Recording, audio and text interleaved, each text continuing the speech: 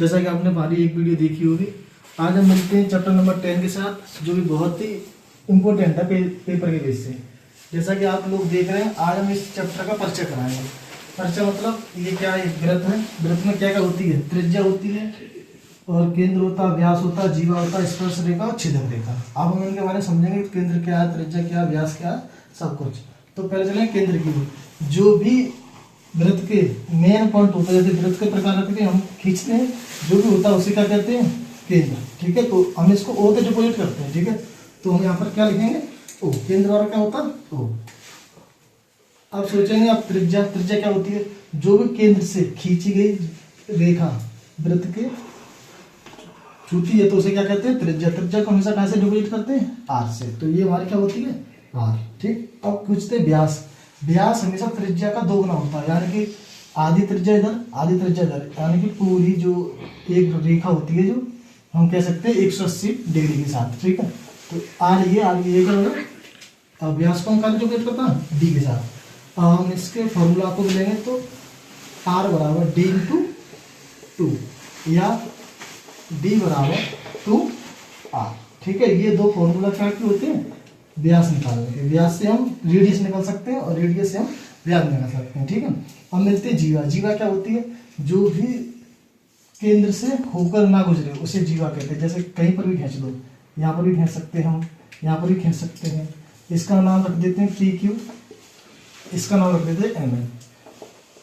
तो एक व्रत में कई जीवा हो सकती हैं। तो पहली जीवा हमारी पी क्यू और दूसरी जीवा एम है। ठीक है, अब स्पर्श रेखा है। स्पर्श रेखा किसी भी एक बिंदु को छूती जाती है। जैसे एक बिंदु हमने ले लिया, अब इसको छूती जाएगी व्रत को, ये छूती हुई, ये हमारी क्या है, एक स्पर्श रेखा। यहाँ से लेके यहाँ तक है, कहीं तक खींच सकते हैं, उसका कोई वो नहीं है। इसको हम पॉइंट मान लें, क्या मान लें, एस मान लें। ठीक है, तो स्पर्श रेखा हमारी क्या होती है, एस, जो कि एक व्रत में इनफिनिट खींच सकते हैं। ठीक है, अब ऐसे ही हमारी छेदक रेखा। छेदक रेखा कैसे कहते हैं, वृत्त को 2 हिस्से से काट दे, यहाँ से काट दे, ये काटते ये ऐसे चले जाए 2 पॉइंट में, ऐसे। ये हमारी ए, ये हमारी बी। तो छेदक रेखा कौन जाएगी, ए बी। ठीक है, हम और भी खींच सकते हैं। ठीक, तो अब हम इसकी एक्सल में चलेंगे, क्योंकि एक्सल में ये सभी पॉइंट जानना बहुत महत्वपूर्ण है। तो अब हम अगले वीडियो में इसकी एक्सल करेंगे। तो ये धन्यवाद। आज हम मिलते हैं 10.1 का तीसरा क्वेश्चन। ये क्वेश्चन क्या कहता है, देखते हैं। 5 सेंटीमीटर त्रिज्या वाले एक वृत्त, ये क्या कह रहा है, एक वृत्त के बिंदु P, जो कौन सी रेखा है, स्पर्श रेखा पी क्यू। ठीक है, केंद्र क्या है इसका, O से जाने वाली एक रेखा से बिंदु Q पर इस प्रकार मिलती है। ठीक है, कौन से बिंदु पर मिल रही है, Q बिंदु पर। ठीक, मिलती है कि O Q की कितनी लंबाई है, 12 सेंटीमीटर। तो हमें ज्ञात करना है, पी क्यू ज्ञात करना है। ठीक है, जो पहले दिया उसको लिख लो। ठीक है, तो आर बराबर या त्रिज्या बराबर, त्रिज्या का डिवाइड करते हैं आर से, तो आर बराबर कितनी है, 5 सेंटीमीटर। ठीक है, और क्या दिया इसमें, अब देखो ये हमारी त्रिज्या 5 सेंटीमीटर दे दी। हाँ, अब ये क्या कर रहा है, जो पी बिंदु को क्या है, स्पर्श रेखा। तो ये क्या है, स्पर्श रेखा। ठीक, और जो स्पर्श रेखा वो कितने एंगल का काउंट बना रही है, 90 डिग्री का। तो एंगल ओ पी क्यू बराबर कितना, 90 डिग्री। ठीक, तो हम यहाँ लिख सकते हैं, क्या लिखेंगे यहाँ पर, जो हमारी त्रिज्या है, त्रिज्या लंबवत है किसके, स्पर्श रेखा के। ठीक है, स्पर्श रेखा। ठीक है, अब यहाँ पर देखो हमारे पास ये क्या त्रिज्या, यानी कि ये लंबाई है, 90 डिग्री का त्रिभुज बनना। तो ये क्या बनने वाली, पाइथागोरस करने। ठीक है, तो यहाँ क्या लगाएंगे, पाइथागोरस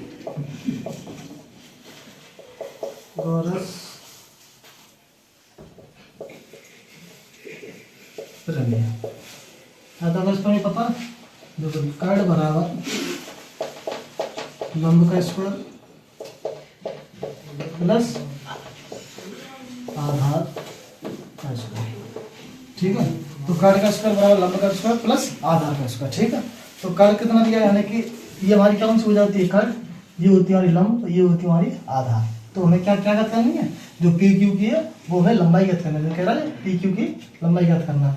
तो कर्ण कितनी है, 12 सेंटीमीटर। तो 12 का बराबर लंबा, यानी लंबा कितना दिया, 5 सेंटीमीटर। तो 5 का वर्ग प्लस ये आधार यानी कि इसकी लंबाई रखनी है, तो आधार कितना करता हूँ आधार का स्क्वायर।